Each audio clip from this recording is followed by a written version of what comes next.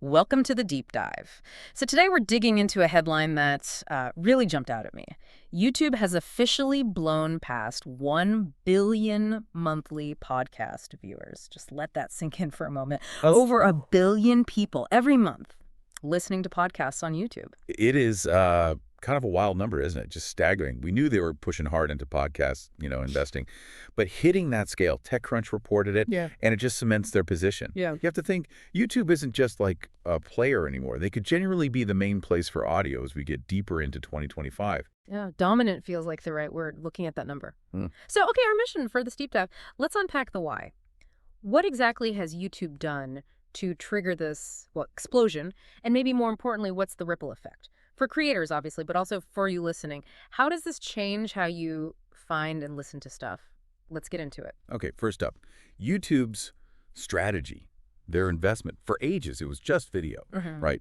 But they've made a really conscious, significant move into podcasts, made it simpler to upload just audio, launched that dedicated podcast page, folded podcasts into YouTube Music. Exactly. And what really makes that work, I think, is how seamless it makes the whole experience. It all fits together in their, ecosystem. Like you could be watching a video podcast on your TV. Then you leave the house, pull out your phone, hit play in YouTube Music, and boom, audio only, right where you left off. That kind of multi-device thing. That's tough for the pure audio platforms to match. And honestly, a huge number of those billion users, they're just listening. Background audio, like at the gym, driving, just like they'd use Spotify or Apple Podcasts. Right. And it's not just the tech making it smooth, it's the sheer reach that global audience YouTube already has. I mean, think about it. Someone uploads a podcast in, say, Georgia or Nigeria. Yeah. And suddenly it can find listeners in the US or Europe almost instantly. That kind of scale, legacy platforms often still struggle with that speed, don't Well, they? absolutely. And that brings us to the algorithm, right? Gets a mixed rep sometimes, the YouTube algorithm, but for podcasts, it's been a massive boost for discovery, like a really big one. It's not just about who you're subscribed to anymore. Okay, so how does that actually work for the listener? Are we talking like seeing a podcast suggested next to a cat video? Or Well, maybe not quite that random, but close. It looks at your wider viewing habits. So if you watch a lot of, say, science documentaries, it might suggest a science podcast. Even from someone totally new to you, potentially from anywhere in the world, it taps into what you already like watching to show you stuff you might like listening to. That actually happened to me. I was deep down a rabbit hole of cooking tutorials last week. Right. And YouTube popped up this really cool podcast about like the history of food technology. Never would have searched for it, wasn't subscribed, just there it was. Exactly. That's that kind of aha discovery moment, isn't it? It really opens things up for you as a listener. Okay, so let's flip this. What about the creators, the podcasters themselves? This huge audience, it must mean, massive opportunities, right? Monetization. Oh, definitely. It's a whole new ball game for them in some ways. Yeah. It's not just the standard ads you hear on other platforms. YouTube's got its existing huge ad program creators can tap into. But also channel memberships. Ah, right. Direct Oh. support. Yeah, direct fan support, offering bonus stuff, early access, whatever, right there on YouTube. Often cuts out middlemen, builds a stronger connection. Plus, they can plug their podcast on Shorts, do live streams.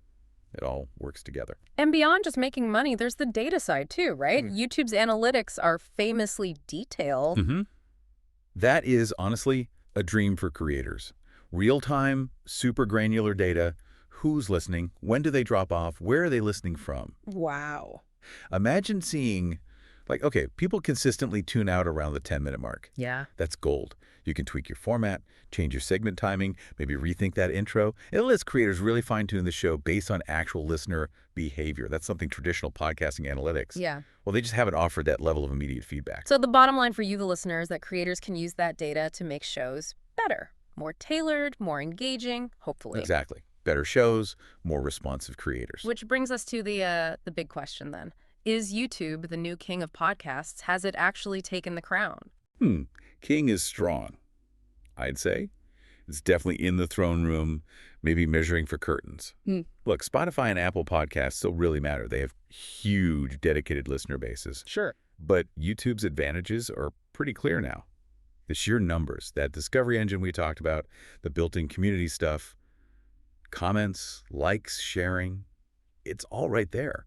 And critically, Their focus on video podcasts, that's pulling in a whole different crowd, both creators and listeners, who maybe weren't listening to audio-only stuff before. Right. So summing it up for the listener, for you listening right now, what's the takeaway? More choice, basically. Pretty much. More variety than ever before. And more ways to actually interact with the shows you like, comments, sharing. Yep.